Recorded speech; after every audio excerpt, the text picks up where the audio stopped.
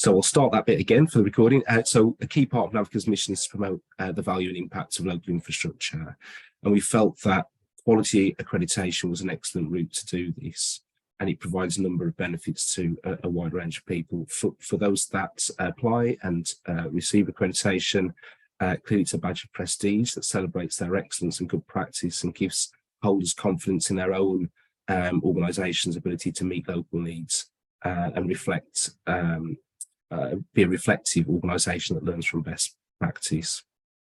Another significant aspect of NAVCA's mission is to support quality and work towards every community in England having access to high quality local infrastructure.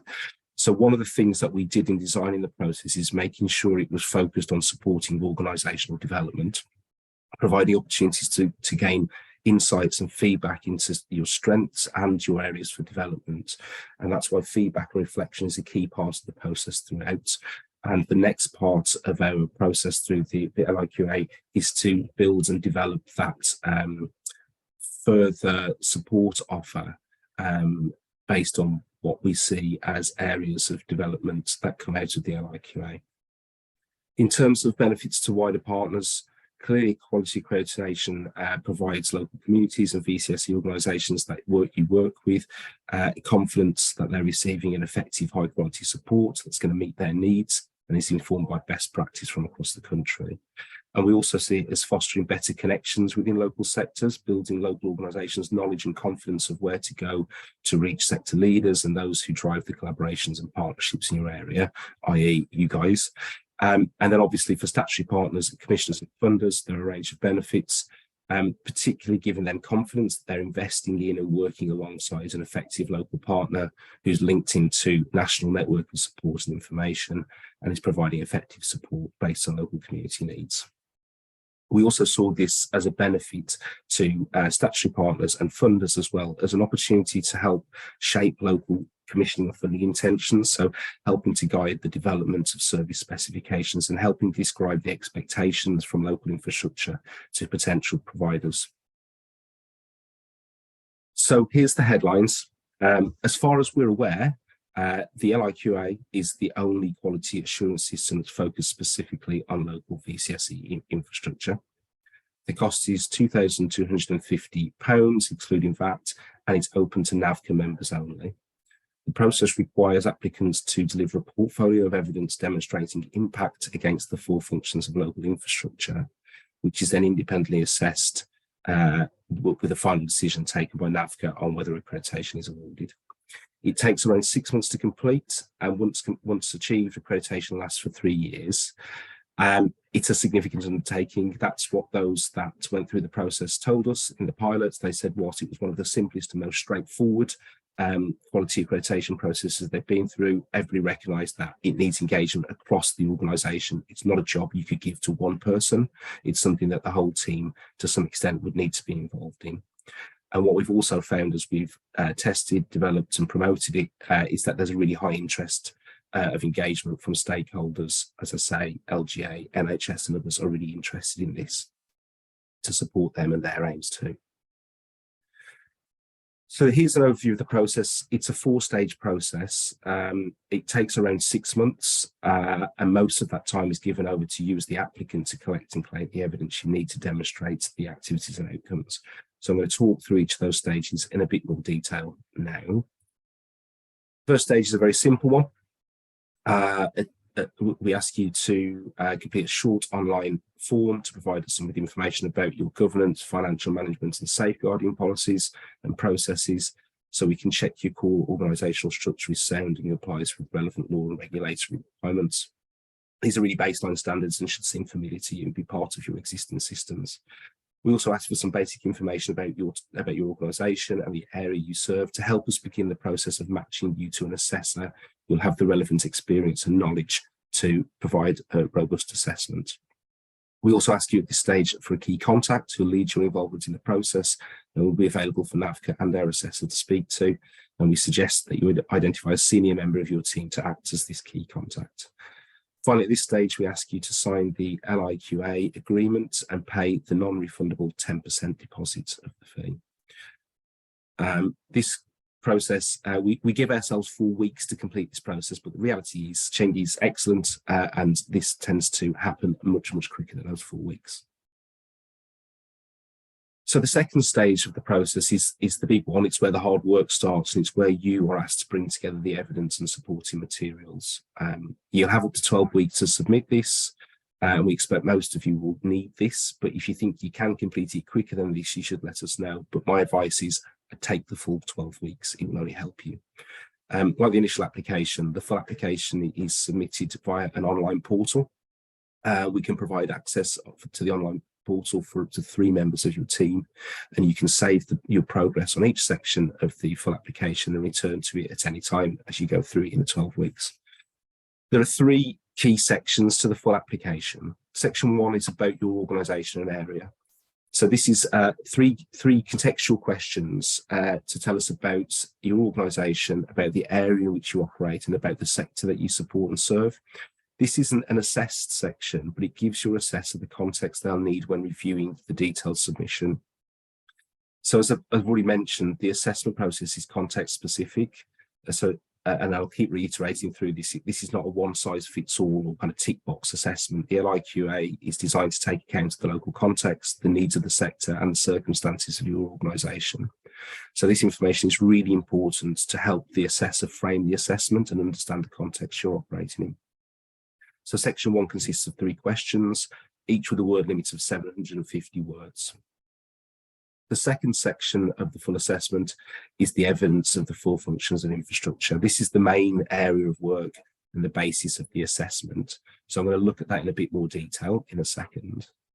And then the third section of the full assessment is about areas of strength and areas for development. So as with section 1 about the context, this isn't an assessed section, but it offers an opportunity for you to step back and reflect and think about where you're doing well and where there might be things that you could do better. As I've already said, one thing we heard from all those who worked with us through the pilots is that the LIQA has been a really positive and helpful opportunity to reflect on organisational strengths and development needs. So we want to hear from you as an applicant about where you think your delivery is strong, but also about where you think there are things that you could be improving on, and even all of those that have passed the assessment found areas that on reflection they can think about doing even better. And as you'll see later on, this all also links into our future plans for support and development activity. So looking at the second section of the full assessment in more detail then, this part of the assessment is made up of 2 specific pieces of evidence or areas of evidence you'd be required to deliver: case studies and then supporting documentation. So in terms of the case studies, applicants need to submit 2 case studies for each of the 4 functions of infrastructure. So that's 8 case studies in total. Each of the case studies should demonstrate how you meet the outcomes and objectives of the function. You can use the same case study for more than 1 function, but you must submit at least 1 unique case study for each function. So I know it's a bit of a kind of logical conundrum. The reality is you need to submit 8 case studies in total, 4 of which must be unique. The case studies they'll be 500 words maximum. They need to look at the context, the situation, the challenge that you face, how you overcame it, and what the impact has been. So when we talk about the impact, it's what has the impact been for your sector, for local communities, for local partners. The learning from the pilot was that everybody who went through the process felt it was best to start with writing the case studies and then start to find the supporting evidence that backs that up. So the supporting document then, it could be anything, as we keep saying, that this is not a tick list, and this is not show us these specific documents and that will tell us that you're achieving the accreditation. This is about you demonstrating the evidence of impact against each of the 4 functions. You could choose to submit anything that you feel supports the case study. So this could be documents, could be plans, could be reports, could be feedback, could be data, could be videos, could be images. All of this stuff could be useful, but it's up to you to decide what you think best shows the evidence of the case studies you've submitted and ultimately evidence of delivering the 4 functions of infrastructure. Whatever you choose to submit, it needs to be no more than 24 months old from the date of your submission. And that's because the LIQA is focused on showing relevant and recent demonstration of your work. So what are you submitting evidence against? Slightly back to front, but here are the 4 functions of infrastructure, which you should all know well. This is what the LIQA is based around, and the 4 functions were co-designed with NAVCA members and stakeholders. They are together what we have co-designed as the core of a good local infrastructure offer. In the application guidance for the LIQA, you'll see a detailed guide, an annex that sets out the 4 functions and the intended outcomes they're expected to achieve. And then each function is broken down into several activities, which we'd expect to see being delivered to some degree, again, based on the context and needs of your area and dependent on your organisation. And as explained, applicants are required to submit 2 case studies for each function and then provide a range of supporting material to evidence the case studies. So we don't provide a tech checklist, we don't provide a list of things that we expect to see, but we do provide guidance on what kind of things you might want to think about. It's not a definitive list, and only you will know what documentation that you hold in your organisation best demonstrates your delivery.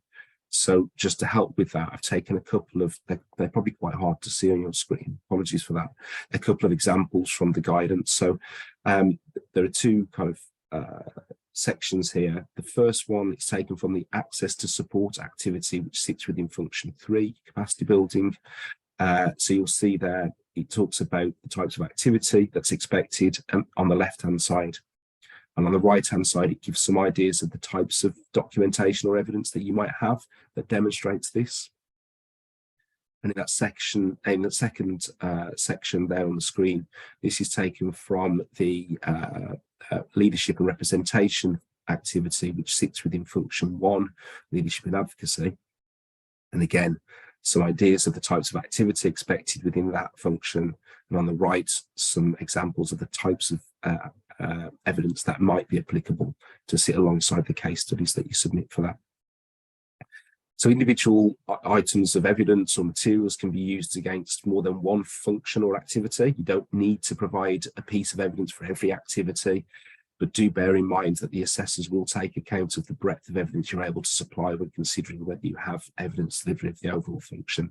So again, simply, if you provide the same piece of evidence for everything, it's unlikely that it will be seen as providing the breadth that we need to demonstrate a high level of delivery. Excuse me. So on to stage 3 of the process then, which is the assessment. So on receipt of your full application, as well as invoicing you for the remainder of the fee, we will introduce you to your assessor. Your assessor will contact you to plan for the assessment, which will include arranging meetings with members of staff within your organisation and with stakeholders to discuss the outcomes and impact that you've delivered. We give guidance to assessors as to who they might want to speak to, but again, it depends on your conversations with your assessor, what evidence you've submitted, and what they would like to see through the assessment. It's likely to be that this is maybe a key funder or statutory partner in your area, a member of your organisation or a group you've supported, organisations you work in partnership with on specific delivery. And in terms of internal staff, it may be that speaking to key service managers, likely to be your chair or another trustee, and perhaps volunteers as well. The LIQA uses a peer assessor model, so in most cases your assessor will be a CEO or other senior member of staff from a NAVCA member organisation, ideally one which currently holds the LIQA or has demonstrated their quality through some other means. Assessors do act independently of NAVCA, so they're subject to a code of conduct and will complete a conflict of interest statement which is reviewed by us. We carefully assign the assessor to each application to ensure there is complete independence between the assessor and the applicant organisation. I'll talk a bit more about assessors in a short while. The assessors will review the evidence, as I say, and we'll talk to key stakeholders and staff to kind of get under the skin of what you've told us and kind of get to grips with what this looks like. And what they're asked to do then is rate each of the 4 functions individually and provide and once they've rated each of the 4 functions, they then provide an overall rating of the application. The ratings that they have at their disposal are that each of the functions in the overall application either doesn't meet requirements, So the evidence submitted does not demonstrate the organisation is working at the expected standard. Almost meets requirements. So there is some evidence, but doesn't cover all of the activities or doesn't cover it in sufficient detail to the expected standard based on the context of the organisation. That it meets the requirements, so meets the requirements as you'd expect, or that it exceeds the requirements. So the evidence submitted demonstrates the organisation is working at a level above the expected level.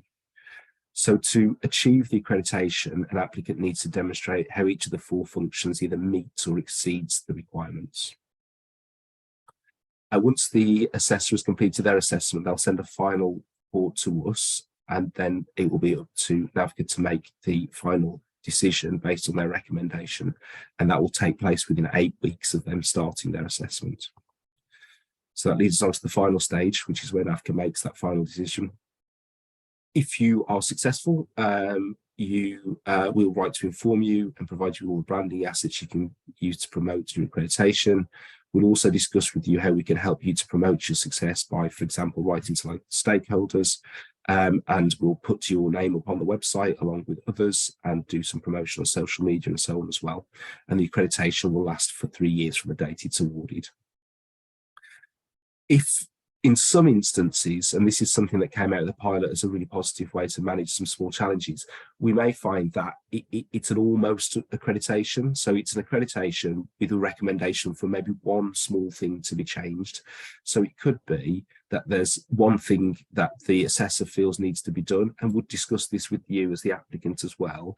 And what we'd say is then that you've got a kind of interim accreditation. We'd give you up to 6 months to make that change or to make that adaptation or to develop that item that's perhaps missing.